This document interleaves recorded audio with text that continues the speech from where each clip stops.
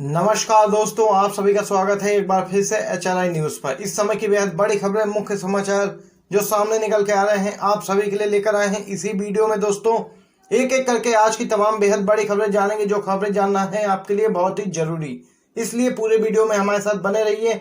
वहीं दोस्तों, आपसे एक छोटी सी रिक्वेस्ट भी है, अगर आप पहली बार हमारे यूट्यूब चैनल पर विजिट कर रहे हैं तो लाल कलर के बटन को दबाकर पास ही बने घंटे के आइकन को भी जरूर दबाइएगा। चलिए दोस्तों, पहली बड़ी खबर से शुरुआत करते हैं। चीन की भारत को एक बार फिर से धमकी, पूरी खबर जानते हैं। चीन से पंगा लेकर भारी कीमत चुकाएगा भारत, ग्लोबल टाइम्स ने छापा है लेख। भारत से चल रहे सीमा विवाद के बीच चीन की सरकार के मुखपत्र ग्लोबल टाइम्स ने एक लेख छापा है। इसमें कहा गया है कि भारत ने चीन के साथ अगर संघर्ष जारी रखा तो उसे इसकी बड़ी कीमत चुकानी पड़ेगी। इसके साथ ही कोरोना वायरस और अर्थव्यवस्था को लेकर भी मोदी सरकार को निशाने पर लिया है। ग्लोबल टाइम्स ने लिखा, भारत के लिए एलएसी पर ऊंचाई पर बड़ी संख्या में सैनिकों की तैनाती करना काफी खर्चीला होगा। हर दिन हथियारों और सामान की आपूर्ति से भारत की आर्थिक स्थिति पर भी इसका बुरा असर पड़ेगा। सर्दी आने पर सेना की तैनाती का खर्च और भी ज्यादा बढ़ जाएगा। वहीं सीडीएस जनरल बिपिन रावत ने दावा किया है कि सेना कड़ी सर्दी के लिए भी तैयार है। अखबार ने आगे लिखा है कि सैन्य आपूर्ति की भारी भरकम लागत को देखते हुए इस तरह का आक्रामक रूप दिखाना बेकार है। तो यहाँ पर दोस्तों देख सकते हैं, चीन ने एक बार फिर से भारत को दी धमकी, लेकिन हमारे प्रधानमंत्री मोदी लाल आंख दिखाने के बजाय चीन का नाम लेने तक से डरते हैं। इसी के साथ दोस्तों एक और बड़ी खबर आपको बताते चलें। माइनस जीडीपी पर सब कोई चुप क्यों है? 3 दिन हो गए, प्रधानमंत्री वित्त मंत्री ने कुछ नहीं बोला। रवीश कुमार ने साधा है निशाना केंद्र की मोदी सरकार पर। जी हाँ दोस्तों, आपको बताते चलें, जीडीपी के आंकड़े जारी किए हुए 3 दिन हो चुके हैं। केंद्रीय सांख्यिकी संगठन ने 31 अगस्त को जारी किए थे ये नतीजे। देश की जीडीपी -23.9% आ गई है। दुनिया भर में सबसे ज्यादा नुकसान भारत को ही हुआ है। वहीं अब सवाल उठता है कि जब जीडीपी माइनस में पहुंच गई है तो सरकार को अपनी जनता को बताना चाहिए इस भयंकर अंधेरे से कैसे निकला जाए। इसके लिए देशवासियों को क्या क्या कदम उठाने चाहिए, वहीं सरकार इसके लिए क्या क्या कदम उठा रही है, यह सरकार को बताना चाहिए। लेकिन मोदी सरकार जीडीपी आंकड़े आने के बाद से चुप है। ना प्रधानमंत्री, ना वित्त मंत्री, ना कोई मंत्री बोल रहा है, सब कोई चुप्पी साधे हुए हैं। एनडीटीवी के वरिष्ठ पत्रकार रवीश कुमार ने अपने प्राइम टाइम में सरकार की चुप्पी पर ये सवाल उठाए हैं। वरिष्ठ पत्रकार रवीश कुमार ने कहा कि भारत की जीडीपी माइनस में चली गई है, 3 दिन हो गए हैं, लेकिन प्रधानमंत्री या वित्त मंत्री की तरफ से कोई भी बयान सामने निकल के नहीं आया है। क्या अगर जीडीपी अगर 10 हो गई होती प्लस में, तो क्या फिर भी कोई चुप्पी साधे रहता इस तरह से? क्या सरकार को आगे आकर नहीं बताना चाहिए कि देश की अर्थव्यवस्था का इतना बुरा हाल क्यों हो गया है? दोस्तों, आप लोग यहाँ पर देख सकते हैं, वरिष्ठ पत्रकार रवीश कुमार की तरफ से ये बड़ी खबर सामने निकल के आई। इसी के साथ दोस्तों एक और बड़ी खबर आपको बताते चलें। कांग्रेस के पूर्व अध्यक्ष राहुल गांधी का मोदी सरकार पर तंज, जो पासा 2016 में फेंका था उसका भयानक नतीजा 2020 में सामने आया है। जी हाँ दोस्तों, पूरी खबर जानते हैं। कांग्रेस नेता राहुल गांधी ने एक वीडियो जारी कर मोदी सरकार पर निशाना साधा है। उन्होंने कहा है कि सरकार का नोटबंदी को लेकर लिया गया फैसला गलत था, जिससे देश की गरीब आबादी और असंगठित क्षेत्र प्रभावित हुए हैं। उन्होंने वीडियो जारी करते हुए कहा कि मोदी जी का कैश मुक्त भारत दरअसल मजदूर, किसान, छोटा व्यापारी मुक्त भारत है। जो पासा 8 नवंबर 2016 को फेंका गया था उसका एक भयानक नतीजा 31 अगस्त 2020 को सामने आया है। राहुल ने कहा कि जीडीपी में गिरावट के अलावा नोटबंदी ने भी देश की असंगठित अर्थव्यवस्था को तोड़ा है। वीडियो में आगे राहुल गांधी कहते हैं कि नोटबंदी देश के एक किसान, मजदूर और छोटे दुकानदार पर आक्रमण है। नोटबंदी हिंदुस्तान की असंगठित अर्थव्यवस्था पर आक्रमण है।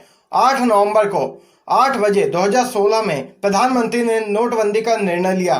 500 रुपए और 1000 रुपए का नोट रद्दी कर दिया।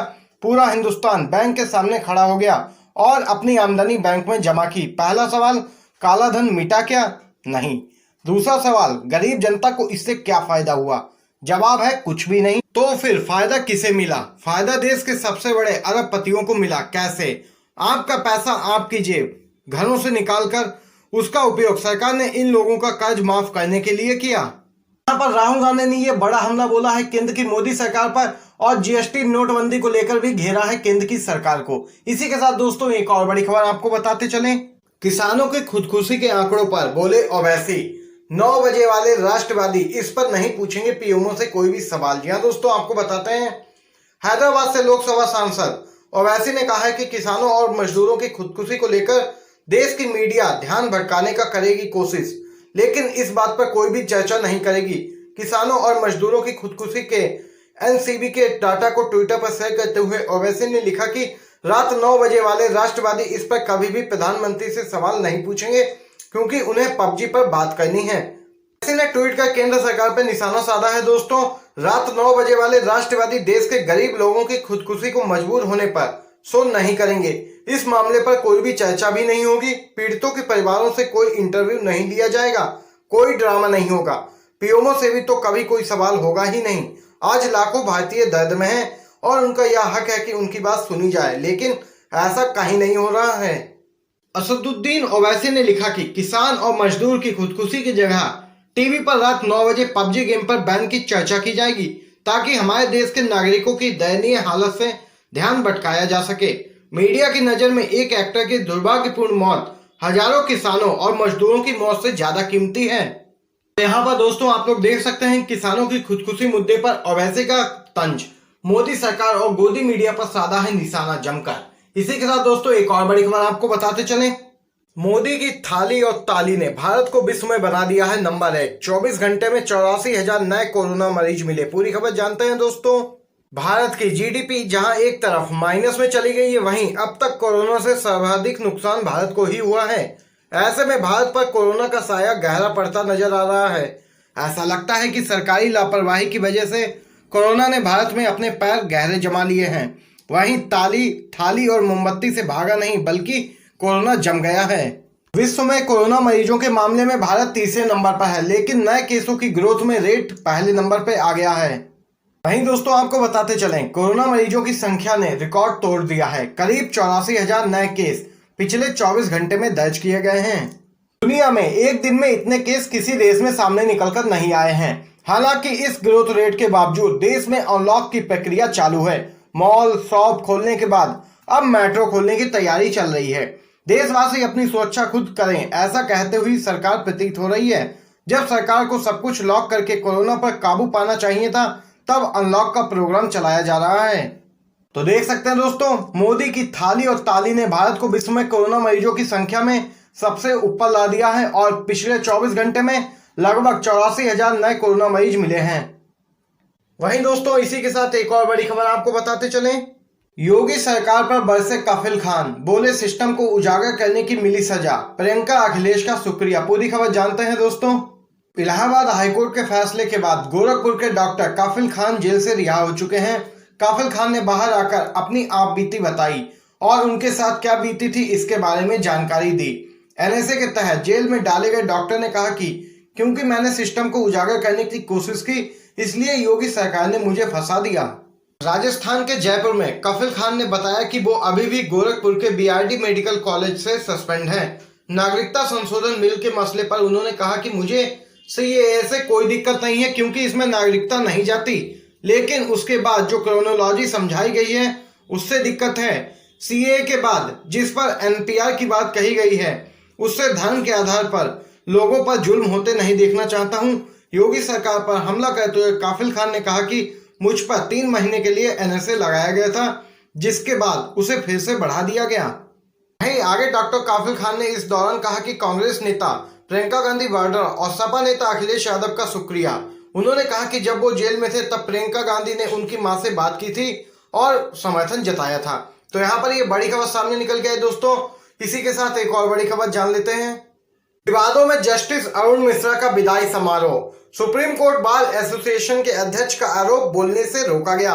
जानते हैं दोस्तों पूरी खबर क्या कुछ आ रही है सामने निकलकर। प्रशांत भूषण के अवमानना मामले की सुनवाई करने वाले जस्टिस अरुण मिश्रा बीते बुधवार को रिटायर हो गए। कोरोना के प्रोटोकॉल को देखते हुए जस्टिस मिश्रा के लिए वर्चुअल विदाई समारोह रखा गया था। वहीं अब यह विदाई समारोह विवादों में आ गया है। वरिष्ठ वकील और सुप्रीम कोर्ट बार एसोसिएशन के अध्यक्ष दुष्यंत दवे ने समारोह में उन्हें बोलने से रोके जाने का आरोप लगाया है। उन्होंने इस बारे में नाराजगी जाहिर करते हुए सुप्रीम कोर्ट के मुख्य न्यायाधीश एसए बोबड़े को पत्र भी लिखा है। पत्र में दुष्यंत दवे ने लिखा है कि जस्टिस अरुण मिश्रा के विदाई समारोह में उन्होंने इस घटना को व्यक्तिगत और बार का अपमान बताया है। उन्होंने कहा है कि वे अपने कार्यकाल पूरा होने तक दिसंबर तक सुप्रीम कोर्ट के किसी भी कार्यक्रम में हिस्सा नहीं लेंगे। दुष्यंत दवे ने अवमानना के मामले में सुप्रीम कोर्ट में प्रशांत भूषण का पक्ष भी रखा था। दवे के पत्र को प्रशांत भूषण ने ट्वीट किया है। दवे ने पत्र में लिखा है कि वर्चुअल समारोह में जानबूझकर उन्हें म्यूट पर रखा गया। न्यायाधीशों को आशंका थी कि वे उनके बारे में कुछ अप्रिय बात बोलेंगे, इसलिए उन्हें बोलने से रोका गया। तो ये बड़ी खबर दोस्तों निकल के आई सुप्रीम कोर्ट के बार एसोसिएशन के अध्यक्ष और वरिष्ठ वकील दुष्यंत दवे की तरफ से। इसी के साथ एक और बड़ी खबर जानते हैं दोस्तों। फेसबुक ने की नफरत फैलाने वालों पर पहली कार्रवाई, भाजपा विधायक टी राजा को किया बैन। जी हां दोस्तों, फेसबुक और भाजपा की सांठगांठ का लगातार विपक्ष आरोप लगा रहा था। इसी के साथ यहाँ पर यह बड़ी खबर सामने निकल के आई, पूरी खबर जानते हैं दोस्तों। भारतीय जनता पार्टी के विधायक टी राजा पर फेसबुक ने एक बड़ी कार्रवाई की है। यह कार्रवाई बीजेपी विधायक पर हेट स्पीच मामले में की गई है। बताया जा रहा है कि फेसबुक ने तेलंगाना से बीजेपी विधायक टी राजा को फेसबुक की नीति का उल्लंघन करने के चलते बैन कर दिया है। इस मामले में फेसबुक के प्रवक्ता ने यह जानकारी दी है। उनका कहना है कि हमारी नीति फेसबुक के माध्यम से हिंसा को बढ़ावा देने, हिंसा करने या हमारे मंच पर मौजूदगी से नफरत फैलाने पर रोक लगाती है। दरअसल दोस्तों आपको बताते चलें, बीते दिनों फेसबुक पर भाजपा के साथ सांठगांठ होने के गंभीर आरोप लगे थे। अमेरिकी अखबार द वॉल स्ट्रीट जर्नल की एक रिपोर्ट के मुताबिक फेसबुक ने भाजपा नेता टी राजा सिंह को सोशल मीडिया प्लेटफॉर्म पर हेट स्पीच और भड़काऊ पोस्ट करने पर बैन लगा दिया है। हालांकि भाजपा विधायक ने भी यह दावा किया है कि 2000 में उनका आधिकारिक खाता हैक और ब्लॉक हो गया था। बताया जाता है कि फेसबुक भारत के हेड अजीत मोहन को संसदीय पैनल द्वारा तलब किया गया था, जिसके बाद उनसे इस मामले में कई घंटों तक पूछताछ की गई थी। इसमें भाजपा और कांग्रेस दोनों पार्टी के पैनल के सदस्यों ने मीडिया के दिग्गजों पर मिलीभगत से इसे प्रभावित करने का आरोप लगाया था।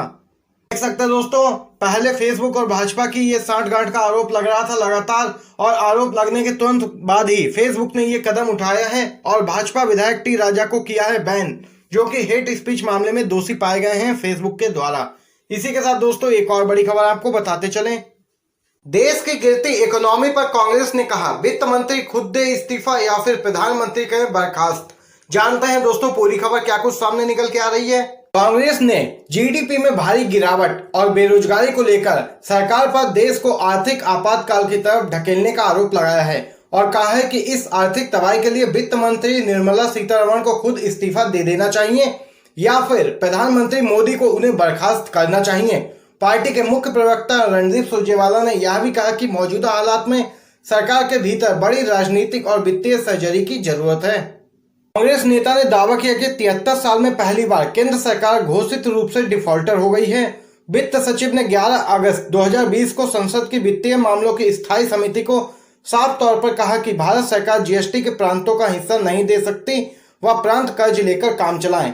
उन्होंने कहा कि देश को इस हालात में पहुंचाने के लिए क्या प्रधानमंत्री और वित्त मंत्री को अपने पद पर रहना चाहिए, यह सवाल देश के लोगों के विवेक पर छोड़ता हूं। यहां पर यह बड़ी खबर निकल के आई कांग्रेस पार्टी के मुख्य प्रवक्ता रणदीप सुरजेवाला की तरफ से।